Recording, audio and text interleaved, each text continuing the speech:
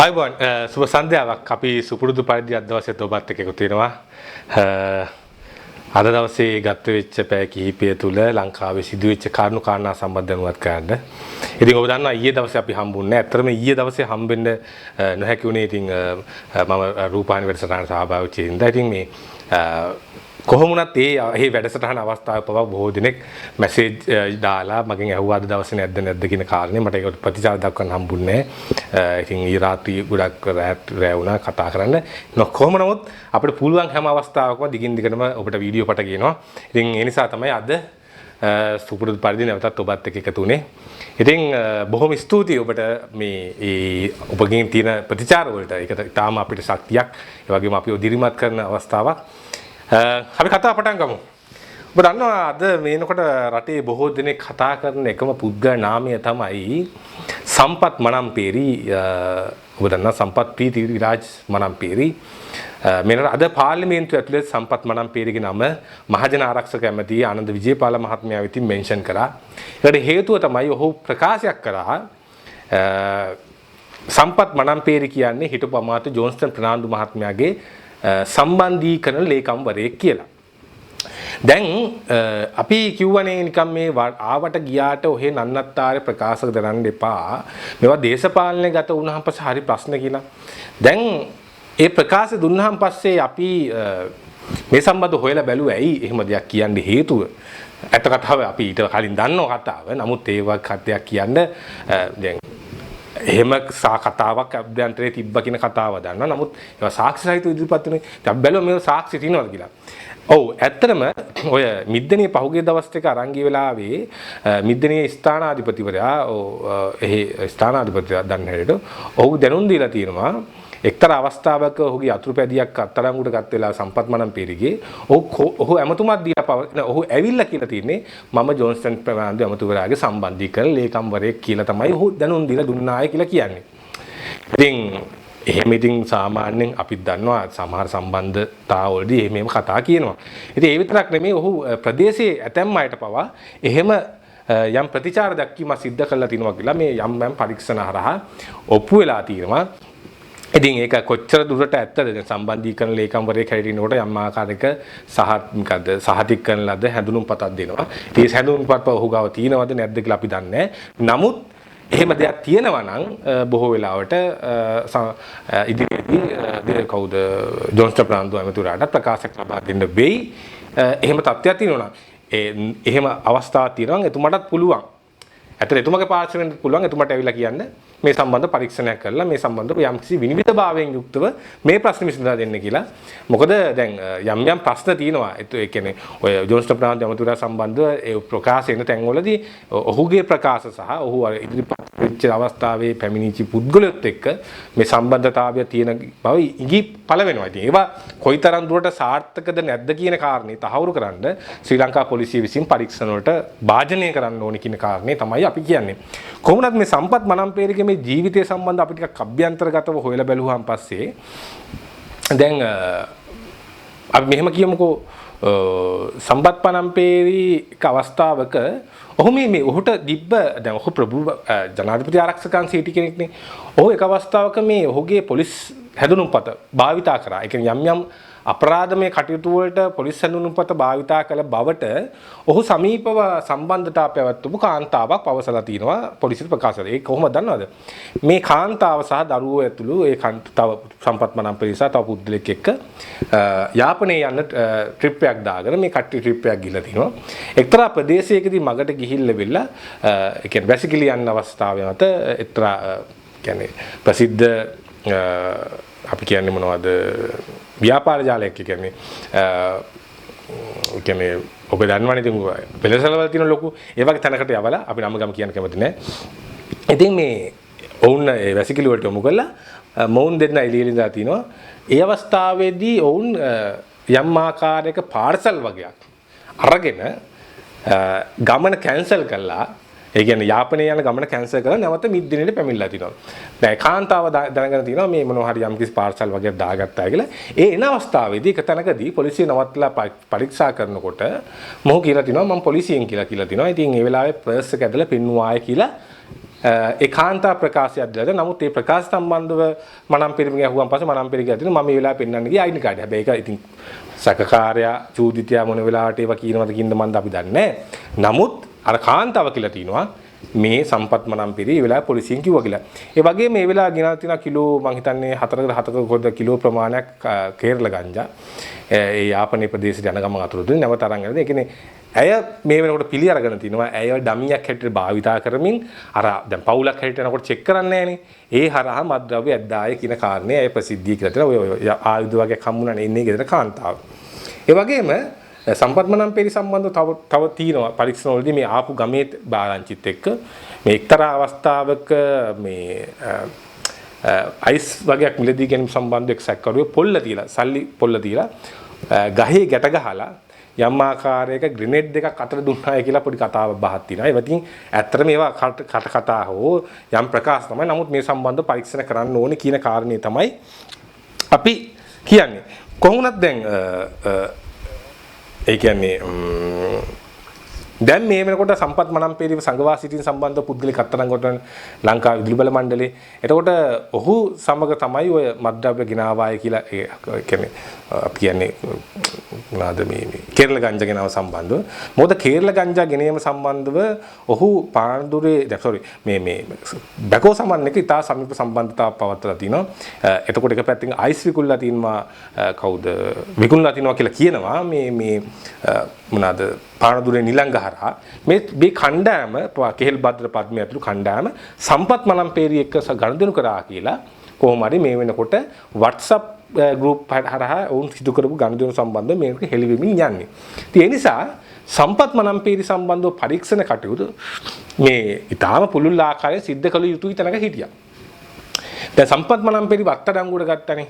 සම්පත් මනම්පේරි අත්අඩංගුවට ගත්තාන් පස්සේ සම්පත් මනම්පේරි අත්අඩංගුවට ගැනීම සඳහා මේ ඔය අයිස් සිද්ධිය සම්බන්ධව පරීක්ෂණ සිද්ධ කළේ බස්නාහිර පළාත් උතුරු අපරාධ විමර්ශන කොට්ටාසේ රෝහාන් නෝලුගල සහ ලින්ටන් සිල්වා කියන නිලධාරීන් ඇතුළු කණ්ඩායමක් මේ සම්බන්ධයෙන් ඔවුන් යම් ආකාරයක මූලික අයිතිවාසිකම් පෙත්සමක් යොමු කරලා තිබා ශ්‍රේෂ්ඨාධිකරණය වෙත. ඔවුන්ගේ මූලික අයිතිවාසිකම් කඩ කිරීම සම්බන්ධව කොහොම වුණත් ඊයේ දවසේ ඒ කියන්නේ අපි කියන්නේ FR එකක් පොලිසිය FR එකක් නිලධාරීට වැටෙනවා කියන්නේ උසස් වීම් වලට බව බාධා වෙනවා. ඉතින් සම්පත් මනම්පේරිගේ කණ්ඩායමක් දාලා තිබ්බා. කොහොම හරි ඊයේ දවසේ ඒක නිෂ්ප්‍රභා කියලා ඒ නිලධාරීන් කියලා තිබ්බා ශ්‍රේෂ්ඨාධිකරණ විසින්. ඉතින් ඒක ඔවුන් ලැබුව ජයග්‍රහණයක්. දැන් කොහොම වුණත් දැන් පොඩි ප්‍රශ්නයක් තියෙනවා. දැන් සම්පත් මනම්පේරි බාර දුන්නේ නාකොටික් එකනේ. නාකොටික් එකෙන් දැනගන්න බෑනේ සම්පත් මනම්පේරි මේ කරපු ගනුදෙනු සම්බන්ධව මොනවද මේ හොයාගත්ත කියලා. හැබැයි සම්පත් මනම්පේරිගෙන් හොයාගෙන තියෙන්නේ කිලෝ 6-7ක අර කාංශ ප්‍රමාණයක් තමයි අර ඔහුගේ අර සමීපත මේ කියලා අත්අඩංගුවට ගන්න ලංවීම වැඩ කරන ඔහුගේ ප්‍රකාශ මත ඒ හොයලා තිනවා. ඔහු දැන් ඔහුගේ අතේ තමයි ඔය මොනවාද කන්ටේනර් වල ඩොකියුමන්ට් තිබ්බා කියලා කියන්නේ. ඉතින් ඇත්තටම නාකොටික් එකෙන් මොනවද හොයාගත්තේ කියලා පොඩි ප්‍රශ්නයක් තියෙනවා. හරිද? දැන් අපි දන්නවනේ සම්පත් මනම්පේරිගේ සහ බැකෝ සමන්ගේ සමීප සම්බන්ධතාව උඩ බස්නාහිර පළාත් උතුරු අපරාධ විමර්ශන කොට්ටාසේ අගිනිය අපි සොයාගත්තා වගේ කාරණා ටිකක් තියෙනවා. හැබැයි දවස් 7ක් හිටිය සම්පත් මනම්පේරි සම්බන්ධයෙන් මොනවද මද්ද්‍රව්‍ය නාශක කාර්යාංශය කරේ කියන එක සම්බන්ධව බොහෝ දෙනෙට බොහෝ විවිධ ප්‍රශ්න සහ විවිධ සැක මුසු ඇවිල්ලා තියෙනවා. ඉතින් ඒ නිසාම තමයි පොලිස්පතිවරයා නියෝග කරා මොහුව වහාම ක්‍රියාත්මක කරන පරිදි බස්නාහිර පළාත් උතුරු අපරාධ විමර්ශන කොට්ටාසේ ඉදිරිපත් කරන්න කියලා වලස්මුල්ල අධිකරණයට අදාළ සැකකරු දවස් 7කින් පස්සේ බාර දෙනකොට එදාම අදාළ ඩොකියුමන්ට් හරහා බාර දීමක් සිද්ධ කරන්න කියලා බස්නාහිර පළාත් උතුරු අපරාධ විමර්ශන කොට්ටාසේ. නමුත් බස්නාහිර පළාත් අපරාධ විමර්ශන කොට්ටාසේට අදාළ ලිපිය යනකොට WhatsApp හරහා පස්වරු 1:45ට වගේ තමයි යන්නේ. හැබැයි ඒ වෙනකොට සම්පත් මනම්පේරිව වලස්මුල්ල අධිකරණයට අරන් ගිහිල්ලා ඉවරයි මද්ද්‍රව්‍ය නාශක කාර්යාංශයේ විසින්. ඉතින් අපිට ප්‍රශ්නයක් තියෙනවා ඇයි පොලිස්පතිවරයාගේ නියෝගය පරක්කුනේ ඇයි මේ එන්න බස්නාහිර පළාත් උතුරු අපරාධ විමර්ශන කොට්ටාසේ. ඉතින් පොඩි ගැටලුවක් තිබ්බා. අවසාන මොහොතේ පොලිසිය එතනට ගියාම සම්පත් මනම්පේරි රිමාන්ඩ් කරන තැනට මහේස්ත්‍රාත්වරිය කටයුතු කළා. මොකද ඒක තමයි ඉතින් නීතිය. හැබැයි මේ නීතිය තැනට යන්න කලින් යම් දේවල් කරගන්නක පොලිසිය සහ ආරක්ෂක අංශය වැඩිපිළ. නමුත් අවසාන මොහොතේ විශාල තරකයක් ගොඩනැගුවා මොහුව නැවත බස්නාහිර පළාත් උතුරු අපරාධ විමර්ශන කොට්ටාට බාර දෙන්න කියලා. නමුත් ඒක කරගන්න හම්බුනේ අවශ්‍ය ඩොකියුමන්ට් සපුරා ගන්න බැරි නිසා. ඒ නිසා දැන් හෙට දවසේ මෝසමක් මාර්ගයෙන් නැවත නඩුව කැඳවලා සම්පත් මනම්පිරිව බස්නාහිර පළාත් උතුරු අපරාධ විමර්ශන කොට්ටාසේ දින 90ක කාලයක් සඳහා ප්‍රශ්න කරන්න තීන්දුව කළා තියෙනවා. ඉතින් මේකට හේතුව අපි අහුවා ඇයි ඔහුව නැවත ප්‍රශ්න කරන්න කියලා. කාරණා කිහිපයක් බලපාලා තියෙන එකක් තමයි ඔබ දන්නවා මිද්දෙනී කජ්ජා ඝාතනය කිරීම සම්බන්ධ දැඩි ප්‍රශ්නයක් තියෙනවා. මේ කජ්ජා ඝාතනය කිරීම යම් ආකාරයක දේශපාලන මුහුණුවරක් ගත්තා කියලා ඇතම් අය කිව්වා. කජ්ජා මැරෙන්න කලින් යම් දේවල් කිව්වා. වගේ කාරණා කිහිපයක්ම තියෙනවා. ඒ නිසා මේවල ඇත්ත නැත්ත මොකද්ද කියන කාරණේ පරීක්ෂා කරා. ඒ නිසා කජ්ජා ඝාතනික පැත්තකින් අනිත් පැත්ත ගිනියවි ප්‍රවාහනය. දැන් කජ්ජා ඝාතනයේ ගිනියවි යම් ආකාරයක මොහු ප්‍රවාහනය කළා දැයි කියලා සැකයක් තියෙනවා. මොකද බැකෝ සමන්ගේ මිත්‍රත්වයේ උඩ. දැන් කියනවා බැකෝ සමන් මොහුගේ බස් රථයක රියදුරු වෙලා හිටියත් කියලා. ඒ නිසා ඒ වගේම ඇතැම් ගිනියවි පහක් පමණ මොහු එහාට මෙටි 56 ගිනියවි තුනක් සහ පිස්තෝල දෙකක් එහාට මෙහාට කළා කියලා තියෙනවා. ඉතින් මේවා ගැටලු සහගතයි. දකුණු පළාතේ සිද්ධ වෙච්ච යම් අපරාධ වලට සම්බන්ධව ඔහුගේ යම් සබඳියාවක් බැඳියාවක් ගනුදෙනුවක් තිබ්බද කියලා පොලිසිය සැකයක් නැහැ. අන්නේ ගැටලුව විසඳ ගන්න තමයි මොහුව දින 90ක කාලයක් සඳහා නැවත බස්නාහිර පළාත් උතුරු අපරාධ විමර්ශන කොට්ටාසෙට බාර දෙන්න හදන්නේ. ඉතින් ඒ නිසා ඒ වගේම අපි කියනවා මේ වෙනකොට දැන් අපරාධ පරීක්ෂණ දෙපාර්තමේන්තුවේ රඳවලා ඉන්න කමාන්ඩෝ සලින්ද, කෙහෙල්බද්දර පද්මේ සහ පානදුනි නිලංග. එතකොට දැන් අපිට ආරංචියක් තියෙනවා මේ කෙහෙල්බද්දර පද්මේගේ පාර්ශවයෙන් යම් ආකාරයක මානව හිමිකම් පැමිණිල්ලක් යොමු කරලා තිනවා කියලා මේ ලින්ටන් සිල්වා පොලිස් නිලධාරියට ප්‍රශ්න කරන්න දෙන්න එපාය කියලා. අපිට මේ ආරංචියක් තියෙන්නේ.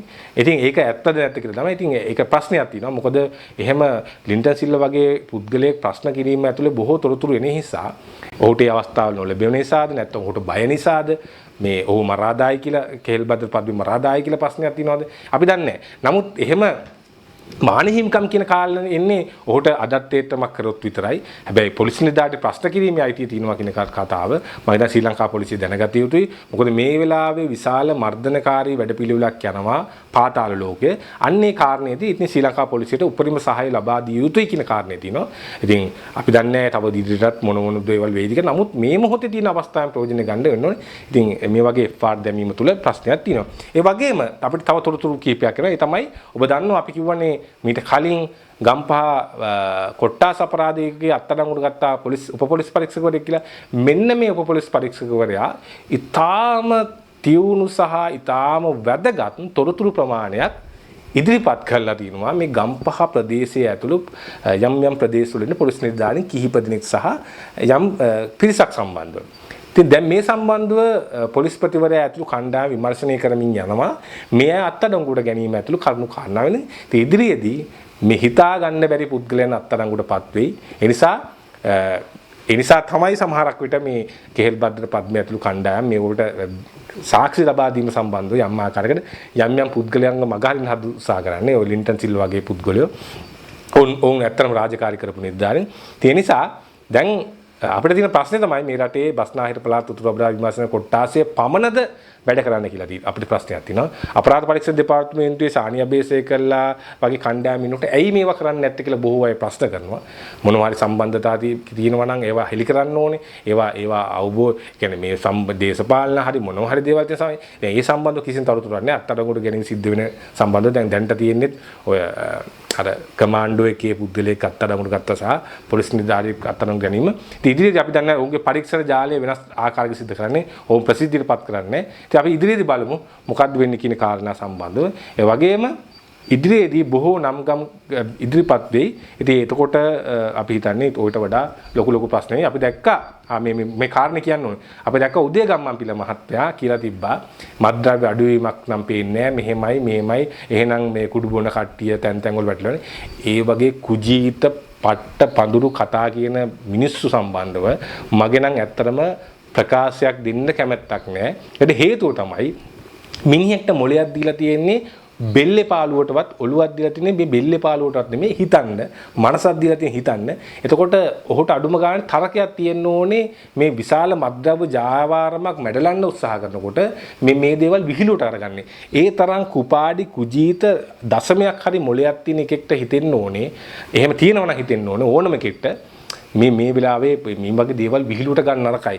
මේ බෞද්ධ පෙනුම දාගෙන බෞද්ධ මහා එක එක නිකන් මේ අපි තමයි සුද්ධවන්තයෝ වගේ පෙන්නනේ උන්ගේ ඇත්තම තක්කඩිකම් දැන් ටික ටික එළියට එනවා. ඉතින් අර අපිට තියෙන ප්‍රශ්නේ තමයි බොහෝ දෙනෙක් දැන් හරි ඉක්මන් මේ මත්ද්‍රව්‍ය සම්බන්ධව ප්‍රෙස් තියලා ප්‍රකාශ දෙන්න. ඉතින් අපි බලමු ඉදිරියේදී තව ප්‍රෙස් තියන්න වෙයි. අපි බලමු ඉදිරියේදී මොකක්ද වෙන්නේ කියලා. ඉතින් අද දවසේ ඔබත් එක්ක එකතු වුණා. බොහොම ස්තුතියි.